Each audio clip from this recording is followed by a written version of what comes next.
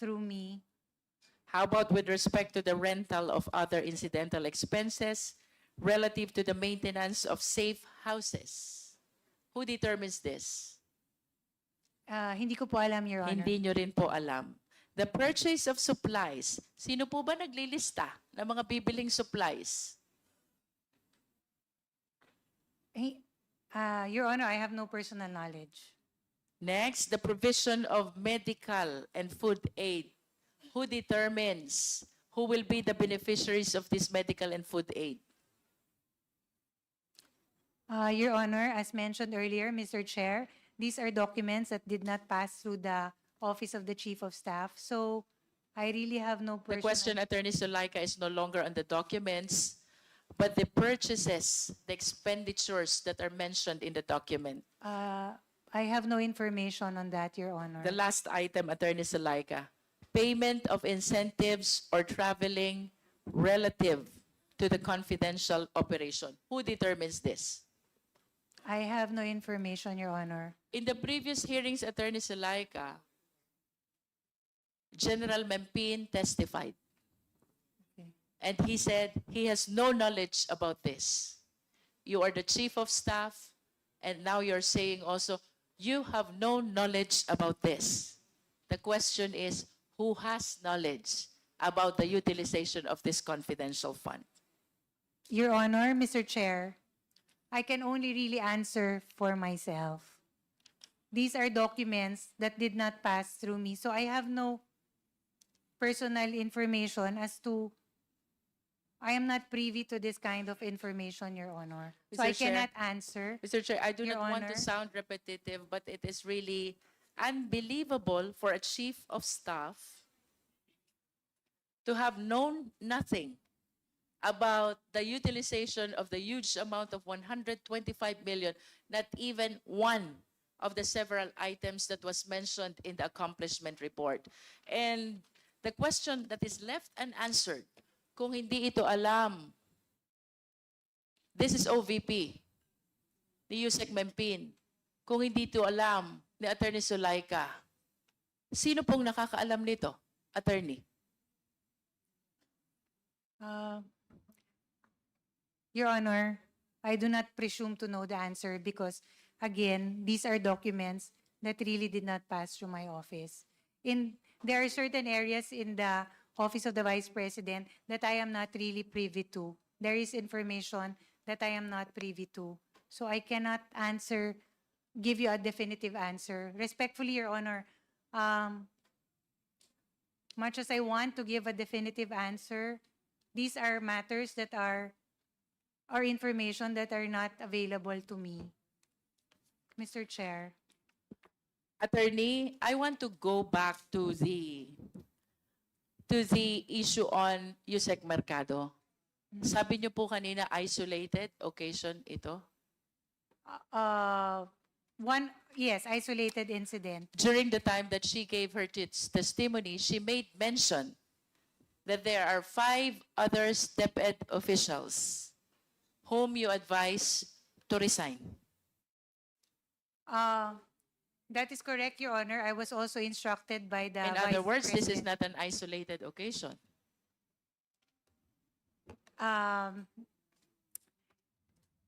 It's a task, Your Honor, that I do not do as Chief of Staff on a regular basis. That is what I meant. These were instructions that were given to me by the principal, primarily because she said that it cannot be Michael Poa who will handle it because it will already create friction among senior officials in the Department of Education. It was a task that she gave me, which I fulfilled and did, Your Honor. I just want to remind you, Attorney Zulaika, of your statement, initial statement, that there was never an occasion that you meddled with the operation, program, or project of the Department of Education. And then we made mention about Yusek Mercado. You said that this is an isolated occasion. Yeah. Now you admit that there are 5 other DepEd officials whom you advised to resign. Do you honestly believe na kung 6 na sila, isolated pa yan? When I say isolated, ma'am, I use the term in a manner that it is not something I do regularly. It is only upon instruction of the Vice President, Your Honor, Mr. Chair, because she was also at that time the department secretary. Can you please enlighten us? Who are these 5 other DepEd officials whom you advised to resign? I think, Your Honor, 4 lang po sila. And the 5th is Yusek Mercado? No, I think the 4th is Miss Mercado, Ma'am Mercado. Mr. Ablan. Mr. I forget his name. I think Mr. Arnuco. Mr. Come again? Arnuco. Arnuco. Mr. Arnuco. And the head for legal, I forget his name. I think Attorney He's a lawyer. Attorney Brady. I wonder what made you ask him to resign. Is he the legal head? During that time, yes, I think, because he had the rank of USEC, I understand. And the 4th is Yusek Mercado. Yes. Can you please state in brief, what is the reason for asking Ablan to resign? That one, I think it is still the same, Your Honor, loss of trust and confidence. Arnuco, the same? Yes. Attorney Bradit, the same? Yes, Your Honor. And Yusek Mercado, the same? Yes. Loss of trust and confidence. This notwithstanding, I am inclined to believe, Attorney Salaika, that what happened to Yusek Mercado happened also to these 3 other DepEd officials. No copy of complaint, no schedule of hearing, no resolution or decision explaining why you are asking them to resign. And therefore, what you did to them is constructive dismissal. Again, Your Honor, may I just clarify for the record, it was an instruction by the Vice President. She instructed me to call them and let them know that she has lost her trust and confidence in them. Mr. Chair, my last question is about the notarized certification by Attorney Abelia. Secretariat, kindly flash the certification of DepEd Confidential Fund 2023, first to third quarter, and then OVP 2022 Confidential Fund, as well as OVP 2023, first to third quarter. Mr. Chair, I wish to manifest that this certification were used in support of the accomplishment report. And this certification were notarized by a certain Attorney Abelia, whom I understand was invited also but did not appear in today's hearing. Tama po ba tayo, Secretariat? She's one of those who did not appear in today's hearing. Nevertheless, Attorney Salaika, are you aware of these documents? I am not aware of this document. It's only now I see it, Your Honor. Tataka lang po ako, Attorney Salaika, you are the COS, who therefore is assisting the Vice President as to the documents that she should sign and she should not sign. Ang dami po ng pinepermahan niya. And I thought that it was you, being the Chief of Staff. I do not understand kung bakit you did not assist her at all in all these important documents concerning the utilization of confidential fund. If you're saying again that this did not pass through you, sino ho ba nag-a-assist sa ating Vice Presidente sa mga ganitong dokumento? Your Honor, this is the first time I see it. I would not know who is the one who was assigned to give it to the Vice President. Attorney Salaika, I'm about to end my interpellation. These are seven documents. And I wish to manifest, ang opisina po ni Attorney Abelia ay nasa Santa Ana, Manila. Ang opisina po ng OVP ay nasa Mandaluyong. Ang opisina po ng DepEd ay nasa Pasig. The Vice President is one of the signatories in all these 7 documents. Can you confirm to us if the Vice President personally appeared before the notary public when these documents were notarized? Your Honor, I have no information on that. I Respectfully, Mr. Chair, I- I really have no information. I on just it. wish to manifest, Mr. Chair, that under the rules, when a notary public is notarizing documents, the signatories are supposed to personally appear during the time that the documents are being notarized. And I find it strange that the notary public is located in Manila, the OVP office is in Mandaluyong, the DepEd office is in Pasig, and it is quite hard to believe that the president, the vice president instead, really took time to be able to appear to the notary public, Mr. Chair. Actually, it was disclosed during the last hearing.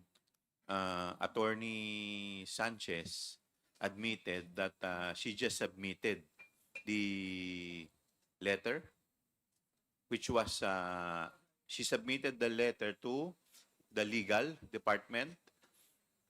Tama po ba? Mr. Chair, that was for my statement before Yes. this committee, Mr. Chair. And you submitted the letter to the legal department without notarization first. Tama po ba? Wala pa. That is correct, And you are Mr. not Chair. aware that it was the legal department who have it notarized. Tama I- po ba? Mr. Chair, I was aware that it may be notarized. Yes, but you were not present when it was notarized. Yes, Tama. Mr. Chair. So, Mr. Chair, yes, Deputy Speaker J. Suarez. thank you very much. Mr. Chair, I would just like to direct my questions first to Attorney Sanchez very quickly. Attorney Sanchez, what was one of the first things that you did when you first entered the Congress, the committee hearing? I took an oath, You Mr. took Chair. your oath, no? Sinabi nyo dun sa oath nyo na magsasabi kayo ng katotohanan, na hindi kayo magsisinungaling, tama? Yes, Mr. Chair. And I would like to assume that you're sticking by that oath. Yes, Mr. Okay. Chair. So let's just go back a little bit in memory lane, Attorney Sanchez. When we last had a chance to converse, ito pong November 11, babasahin ko lang po itong transcript natin. Nakasulat po dito, Ms. Sanchez, Mr. Chair, based on documents, you mentioned that you have no details about the confidential fund. You That's- mentioned that you have no information or knowledge about the confidential fund. Is that correct? Yes, Mr. Chair. You also mentioned that although you are part of the planning, the actual liquidation and utilization, wala po kayong kinalaman. Sinabi niyo po yun.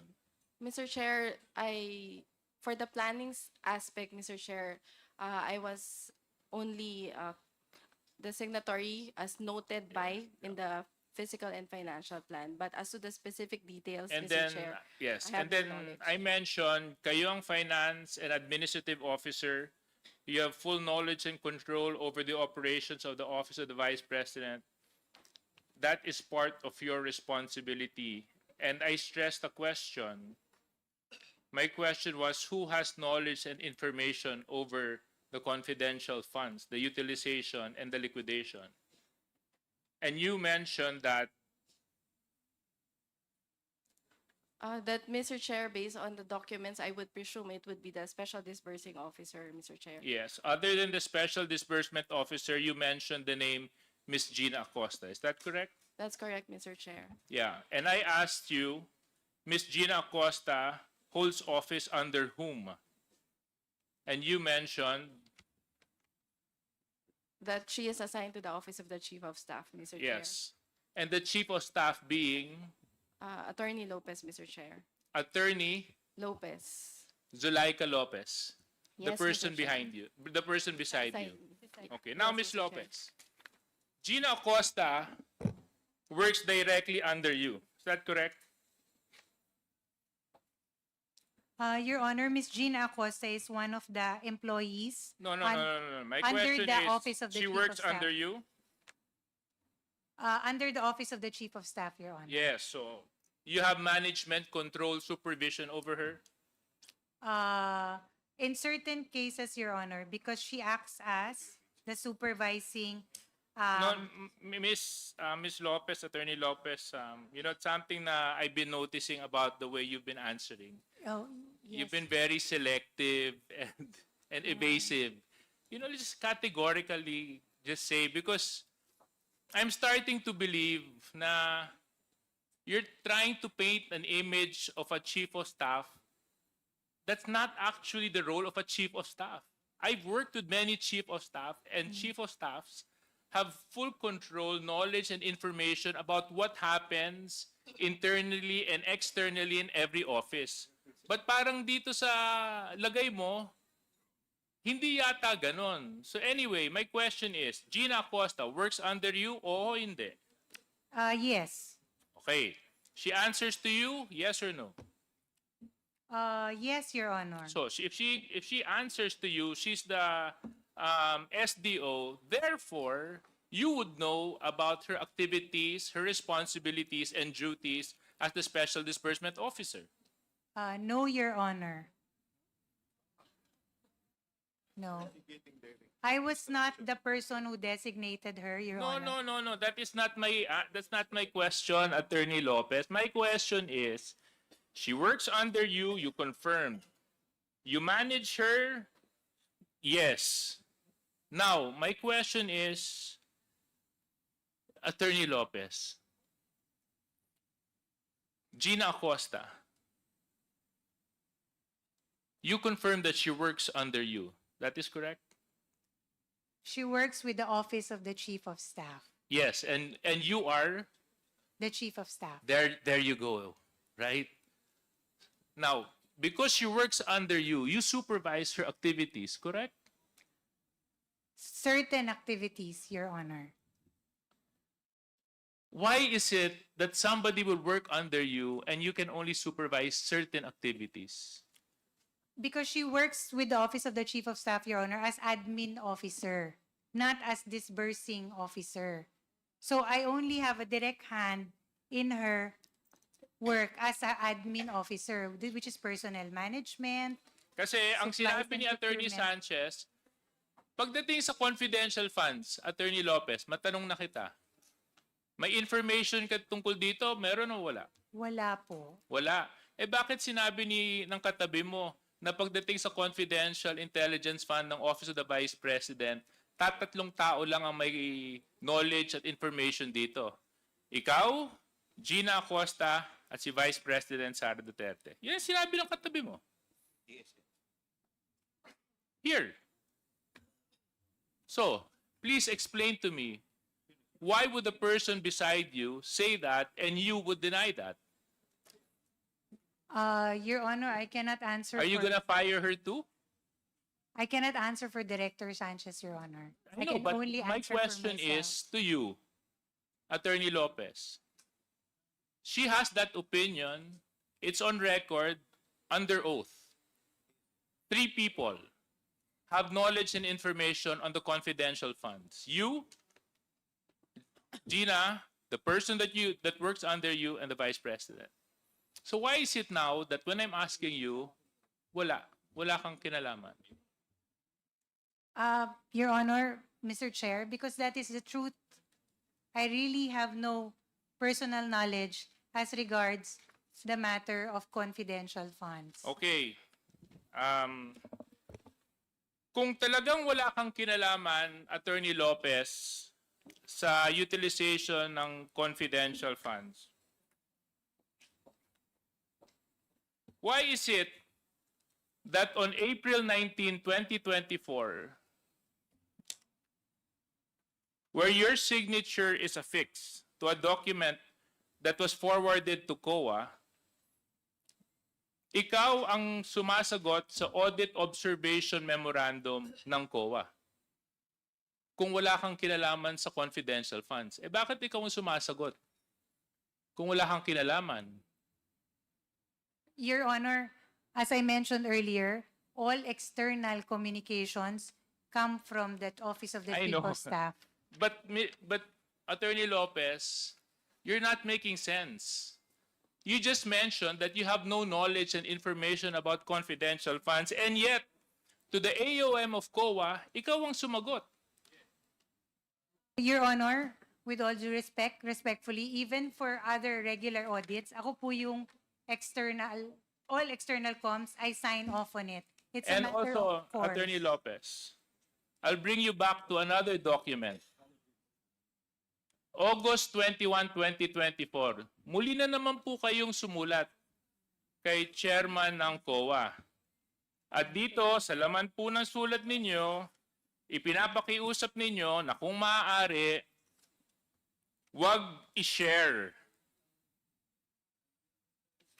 ang audit observation ng COA sa Kongreso. Noong August 13, 2024, nag-issue ang House Committee ng Appropriations ng Subpoena, Duces Tecum, sa COA kaugnay ng COA Audit Report tungkol sa pondo ng OVP at DepEd.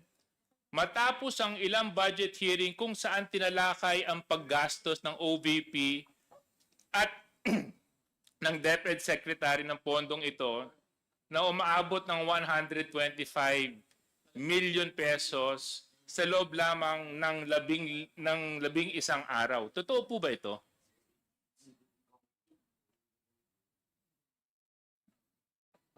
Your Honor, I'm sorry, I did not catch the question. Respectfully, may you please repeat? I'm sorry. Attorney Lopez, nag-issue I understand. During that time, Your Honor, there was a subpoena issued to the Commission on Audit for the release of certain documents pertaining to the ongoing audit of some transactions of the Office of the Vice President. So ang dahilan kung bakit po kayo sumulat sa COA ay upang pigilan ang COA mag-release ng kanilang audit report and other related documents tungkol sa utilization ng confidential funds ng OVP at ng DepEd. In your words, you said here, you are of the position that the subject subpoena should not be complied with. Is this correct? Your Honor, Is this correct? It's a yes or no, Attorney Lopez. Is this correct? Were these the words you affixed on your letter?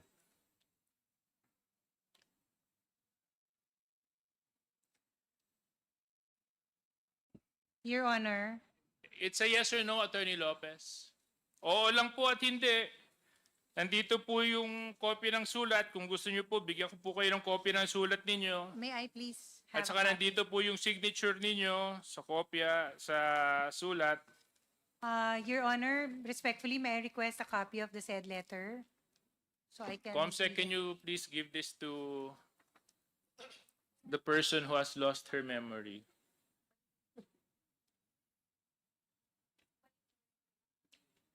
Can you just confirm this letter?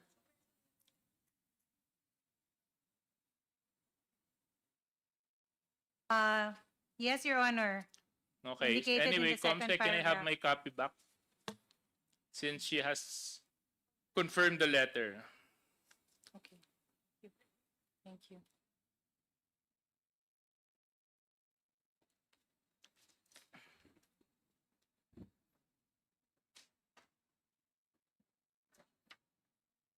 When you issue this letter, Attorney Lopez, did you act on your own volition? Yes or no? No, Your Honor. Hindi. Hindi kayo nag-iisa. So sino ang kasama ninyo nung ito po ay inyong ipinarating sa Commission on Audit na hindi dapat sila sumunod sa subpoena duces tecum ng Kongreso? Your Honor, this was a matter I consulted with Mr. Lem. Kayong dalawa lang. Yes, Your Honor, for the matter of the requesting COA. So, ang sinasabi mo, walang